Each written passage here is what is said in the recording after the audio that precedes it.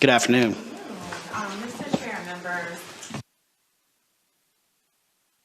is the exact replica of last year's House Bill 802, which passed out of this subcommittee uncontested. So I will be brief because nothing about the bill has changed, but I do want to update you about how the need for this bill has increased.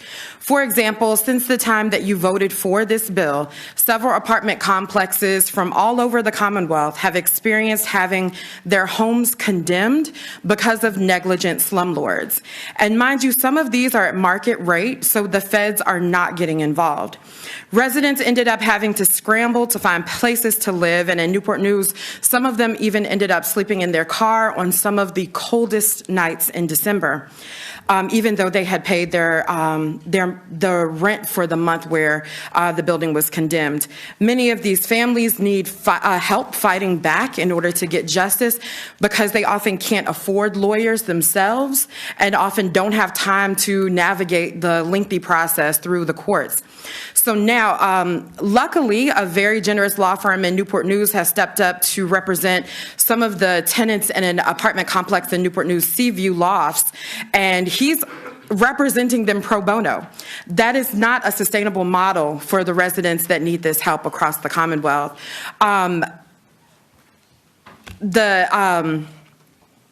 The city of Newport News actually got to step in a little bit more for Seaview Lofts, but it's because of the unfortunate nature of having fire code violations as well as building code violations, including a broken sprinkler system and elevators. But if the sprinkler system was working and if the elevators had worked, they would not have gotten as far as they are in this justice system.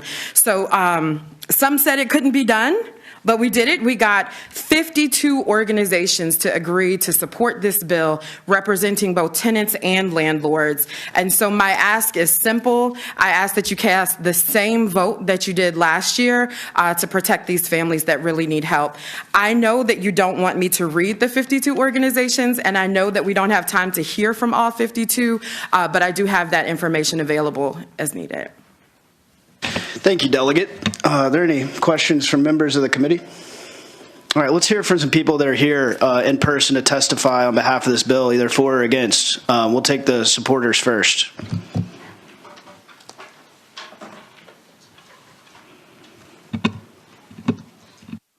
Chair, members of the committee, subcommittee, Sarah Taylor, City of Alexandria. We support this bill. Currently, the city has no ability to enforce parts of the VRLTA, especially when it comes to life, health, safety. This is something we would like to be able to do. It would give the city the ability to enact civil penalties like code enforcement does related to building safety and what they enforce. And this would provide additional authority for us to gain compliance, shorten the length of time to resolve longstanding building maintenance and code compliance violations in our community. So we ask for your support and appreciate the delegate for continuing to work on this bill. Thank you. Good afternoon. I'm Sheila Herlihy with the Virginia Interfaith Center for Public Policy. We also support this bill and appreciate that it gives an opportunity for folks who are living in untenable conditions that may not violate fire code but are still untenable to have recourse through the localities. So please support this bill. Thank you. Good afternoon, Mr. Chairman, members of the committee. Bisma Ahmed with the Apartment and Office Building Association and the Virginia Apartment Management Association. We appreciate the delegate for bringing this bill up, and we support it as well. Good afternoon, Mr. Chair. Erin Corman with the Realtors. I would like to thank the delegate for working with us last year and again this year on this bill, and we do support it. Good afternoon. My name is Victoria Horak. I'm an attorney at the Legal Aid Justice Center. We support HB 1650. I regularly represent low-income tenants who are struggling with conditions in their housing. As a legal aid attorney, conditions are one of the biggest issues that clients come to us with. Just in this 1 week, I've talked to tenants with mold infestations, holes in their flooring, plumbing leaks, and bed bugs. But actually, we had a tenant who was unable to be here on such short notice, but wanted us to convey to the committee that she feels that she will be seriously sickened by the mold in her unit, and that this law would allow her and her tenants association to have their county hold their landlord accountable. For many tenants that I talk to, the barriers for personally pursuing claims against their landlord are just too high. They either can't hire a licensed contractor to fix the problem because they don't have the upfront money to do that, or they fear retaliation from the landlord because many of these slumlords are bad actor landlords, and so the tenants are afraid to sue them individually in court. Sometimes they'll call their locality, but right now the localities are pretty limited in what they can do. And the tenants don't want their buildings condemned. What they want is to remain housed, but the landlord to fix the problem. They don't want to be displaced.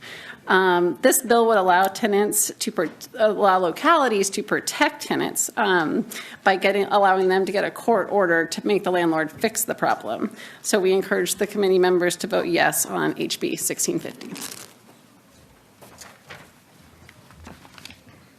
Mr. Chairman, members of the subcommittee, Christy Mara with the Virginia Poverty Law Center, and we continue to strongly support this legislation as we've done in the past, and thank the delegate for bringing it again. And I just want to emphasize something that the last speaker said, which is that under current law, code enforcement has no authority to get the court to order the landlord to make repairs. This bill would give the locality that authority, and that is so critical to helping localities make sure that members of their communities are able to live in safe homes as opposed to having that building condemned and then having those folks become homeless. So we ask that you support this legislation. Thank you. Is there anyone in opposition to the bill? All right, seeing none. I think we have some online to give testimony, and it's my prerogative and preference to have in-person testimony, but we've got a little time today, so we'll take the online testimony if the clerk would call the first witness that's here to speak virtually.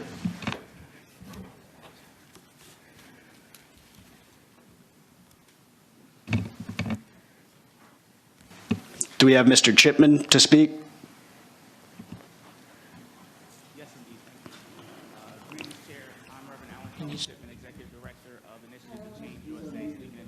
Hey, Mr. Chipman, we're having a hard time hearing you. You're having a hard time hearing me. There we go. A little bit closer to the mic, and you'll be loud and clear. Sorry. There we go. It's a nice mic. Let it rip. I'm speaking in support of this bill. My organization spent much of last year organizing in the south side of Richmond with our Afro-Latino Coalition. One of the highest priorities highlighted in our summer of listening sessions were the unjust housing conditions that many of the residents were living under despite paying their rent faithfully.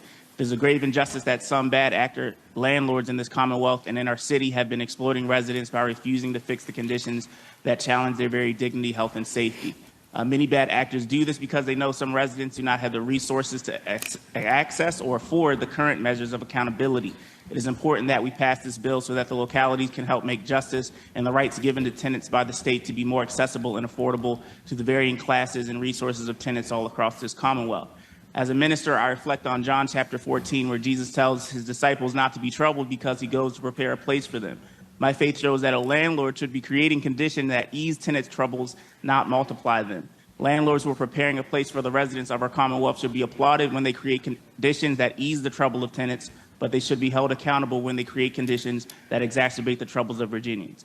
Please vote yes to House Bill 1650 and allow localities to make accountability accessible to all Virginians. Thank you. Thank you, Mr. Chipman.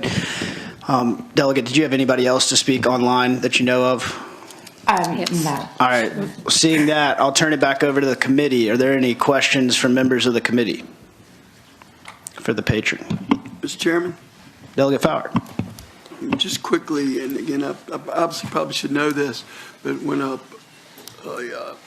tenant is behind in their rent and they don't pay their rent, obviously, I think the first thing that the landlord's going to do is going to send a note to say you're behind in your rent.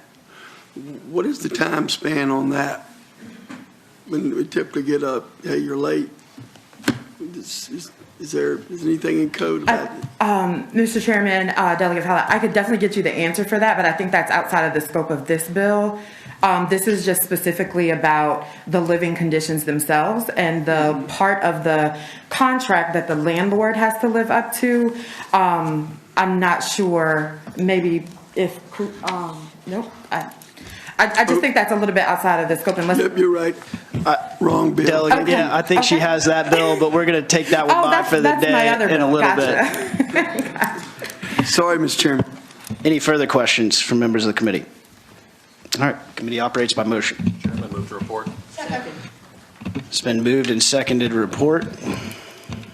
Mr. Chairman, I have. Delegate Robinson, I know we just did that, but I just have a question. go ahead. Okay. So we passed this bill last year, passed out, got to the governor's desk, the governor vetoed your bill. Have you talked to administration? Have you changed? You said the bill's exactly in the same posture.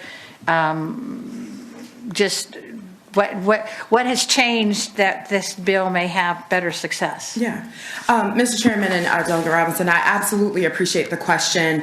And I think sometimes in hyperpartisan environments, the processes of government kind of get lost. And so I will take responsibility for not having reached out to the administration, but also not having heard from the administration prior to the veto. But if I had gotten a phone call prior to the veto, what I would have done is set up the administration to talk with the judges, the lawyers for tenants, the lawyers for landlords, the tenants themselves, the landlords themselves.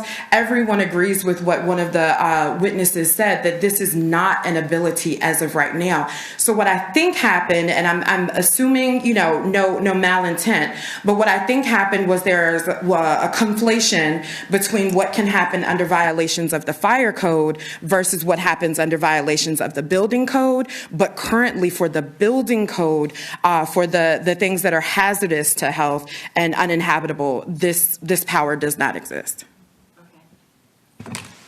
Thank you. I have another question, actually, that popped on my mind. What's to stop in this bill? What's to stop let's say, a combative locality that's controlled by one ideological party or the other from weaponizing this against certain apartment buildings or developments in their area? Yeah, Mr. Chairman, I appreciate the question. I mean, much like some of the other items that we see in this committee, like FOIA, we have laws that can be weaponized against certain processes, but what we also have is court systems. And so on line 21, in order for this bill to actually go through within the court system, the complaint has to constitute a fire hazard or serious threat to life. So I can't say that I know every locality, but I just think it would be an entirely bad waste of resources for a locality to come after a landlord if they're not exhibiting what is laid out in the bill. And I appreciate some of the conversations that I had with the realtors, with Vama Aoba, because, that was the landlord's perspective. But I think we got to a good place that, at least within the court system, that a frivolous lawsuit would be thrown out no matter who brought it. Thank you for your answer. Well, we should do our debate before the motions are made, and so let's try to focus our questions on a little ahead of the motions, but there's been a motion to report properly seconded, and hearing no other motion, I would ask the clerk to call the roll.